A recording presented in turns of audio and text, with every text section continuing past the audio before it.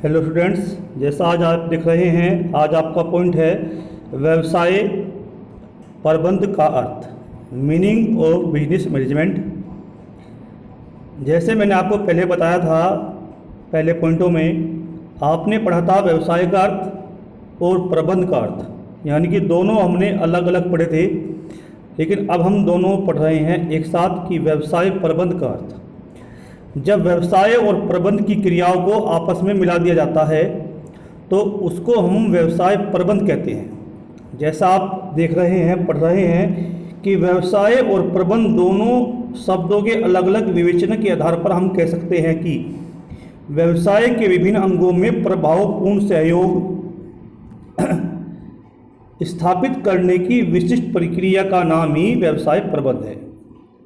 अन्य शब्दों में व्यवसाय प्रबंध से आशय किसी संस्था के उद्देश्यों, न्यूनतम लागत पर श्रेष्ठ किस्म का अधिकतम उत्पादन, कुशल संचालन, ग्राहक संतुष्टि, कर्मचारी विकास, आर्थिक न्याय आदि को पूरा करने के लिए तथा मानवीय एवं भौतिक संसाधनों, मानव, माल, मशीन, मुद्रा एवं मंडी का अधिकतम उपयोग करने के लिए योजना बनाने, एक शक्तिशाली संगठन का निर्माण करने, कर्मचारियों का प्रबंध करने, उन्हें निर्देशित करने तथा संगठन की गतिविधियों को निर्देशित करने से है।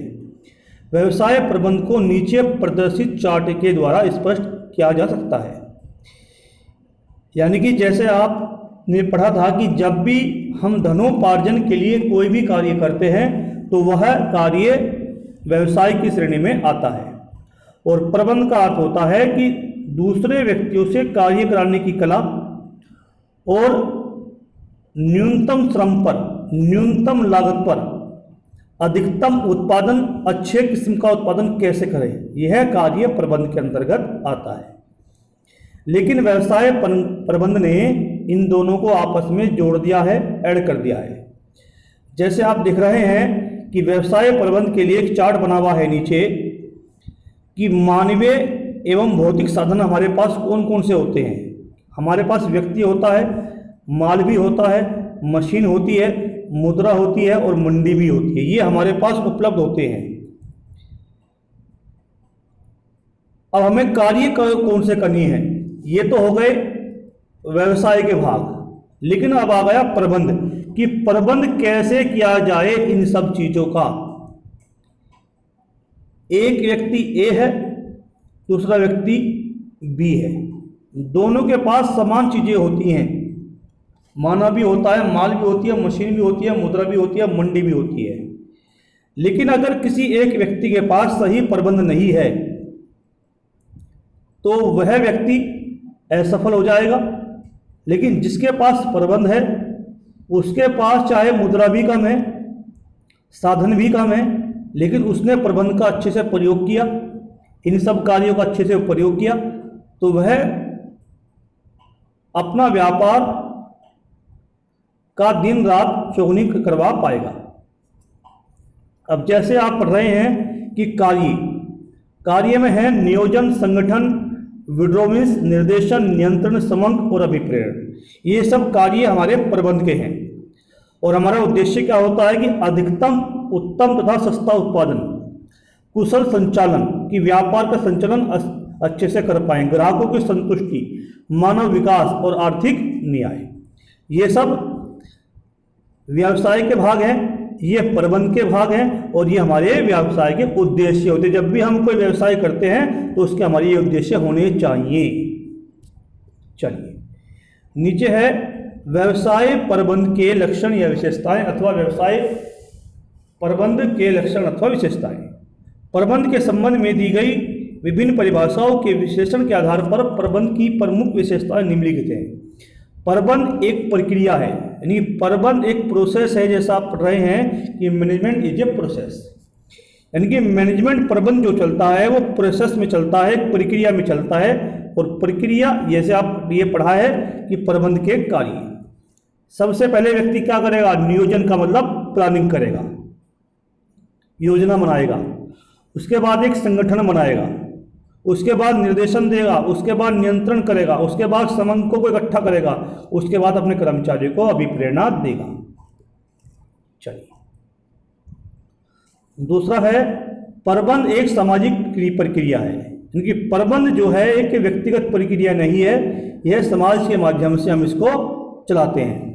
जैसे यहाँ पर लिखा है EFL ब्रेच के अनुसार मानवीय तत्व की उपस्थिति ही प्रबंध को सामाजिक प्रक्रिया का विशेष लक्षण प्रदान करती है। प्रबंध के कार्य मुख्य रूप से सामाजिक मनुष्यों की प्रक्रिया से संबंधित है, यानी कि प्रबंध जो होता है वो मनुष्य पर आधारित होता है।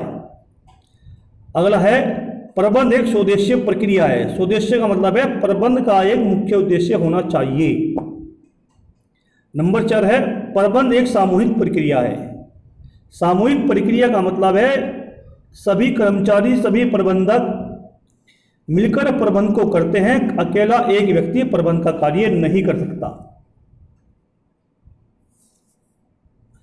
अगला है प्रबंध का पृथक अस्तित्व होता है, यानी कि प्रबंध का कार्य हर एक व्यक्ति को अपने अपने स्तर से करना पड़ेगा। सभी मिलकर करेंगे, लेकिन हर एक व्यक्ति अपनी जिम्मेदारी को वहन करेगा, निभाएगा, तभी प्रबंध का कार्य हो पाएगा।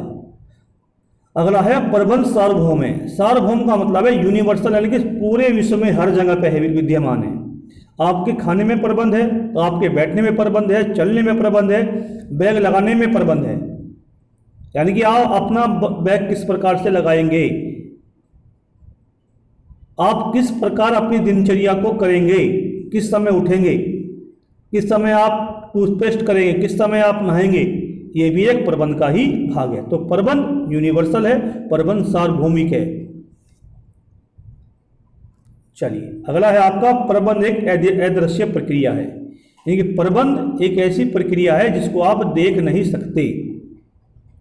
इसे लिखा है प्रबंध एक अदृश्य प्रक्रिया है, इसे स्पर्श नहीं किया जा सकता, वरन इसकी उपस्थिति को संस्था में किए गए प्रयासों के परिणामों, व्यवस्था, अनुशासन, उत्पादन की किस्म तथा उत्पादकता के रूप में अनुभव किया जा सकता है।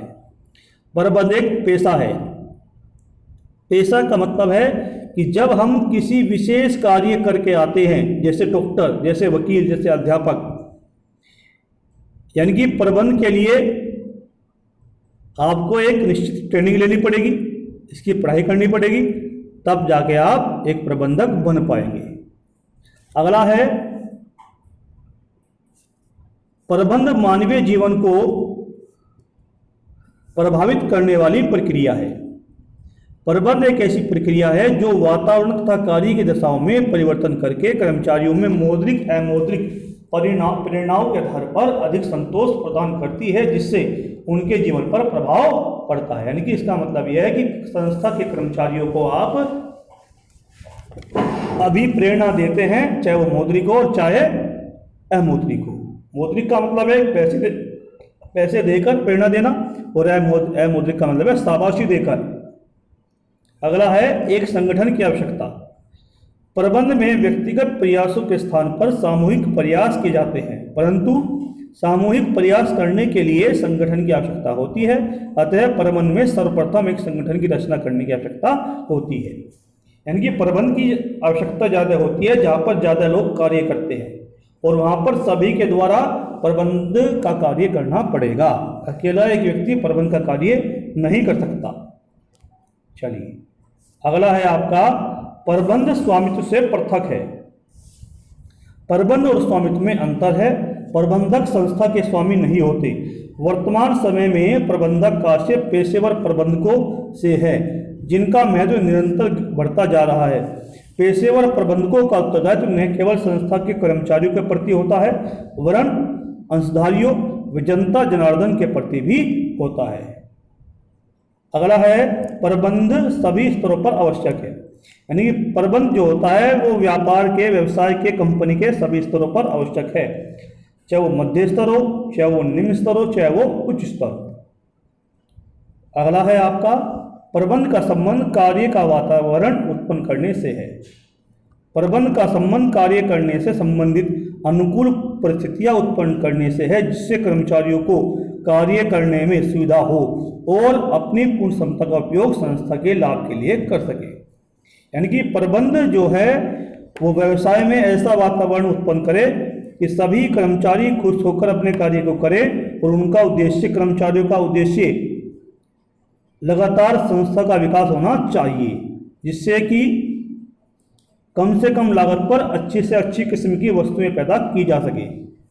धन्यवाद।